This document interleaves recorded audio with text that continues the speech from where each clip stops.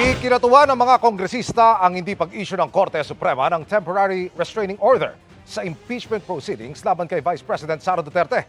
Kaya tuloy ang pagdinig sa April 14. Nakatutok si Tina Panganiban Perez. Dahil hindi naglabas ang Korte Suprema ng hinihinging temporary restraining order ni Vice President Sara Duterte, sinabi ni House Speaker Faustino D. III na itutuloy ng Kamara ang mandato nito sa konstitusyon kaugnay ng impeachment complaints laban sa bise.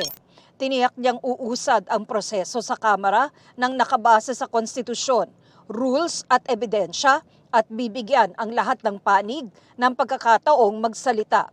Sa inilabas kasing direktiba ng Korte Suprema, hindi nito pinigil ang isinasagawang impeachment proceedings ng House Committee on Justice at pinagkomento lamang ang Kamara sa mga petisyon ni Duterte at ng isang grupo ng mga abogado na kumekwestiyon sa constitutionality ng proseso. We welcome this as a positive development kasi ibig sabihin, walang PRO na issue ngayon, tuloy ang paglalabas ng ebidensya.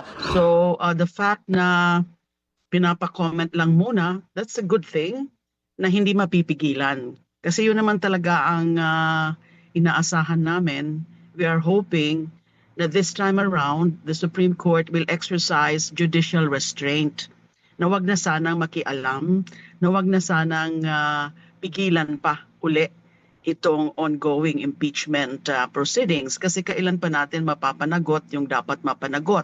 Kaugnay ng pagpapatuloy ng pagdinig ng House Committee on Justice sa April 14, naglabas ito ng subpoena para humarap si Attorney Michael Powa, abogado ng bise at dating spokesperson ng Department of Education noong panahon ni Duterte.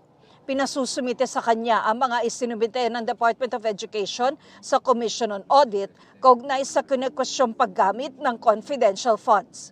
Naglabas din ng komite ng subpoena para kay NBI Director Melvin Matibag para humarap sa komite at isumite ang mga records sa investigasyon nito sa mga banta ni Duterte, kina Pangulong Bongbong Marcos, First Lady Liza Marcos at dating House Speaker Martin Romualdez. Kasama rin sa mga paghahanda ng House Committee on Justice ang pagbibigay ng seguridad kay Ramil Madriaga na nagpakilalang dating aide at umunoy bagman ni Vice President Sara Duterte. Magugunit ang pinayagan ng Manila Regional Trial Court si Madriaga na nakadetine sa kasong kidnapping na humarap sa House Committee on Justice sa April 14 mula alas 8 ng umaga hanggang alas 5 ng hapon.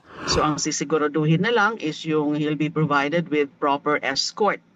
And malamang ang NBI ang mag-escort. Kung pwedeng doblehin, triplehin yung security para tiyak na siya ay maka-appear dito at safely makabalik kung saan man siya nakadetine.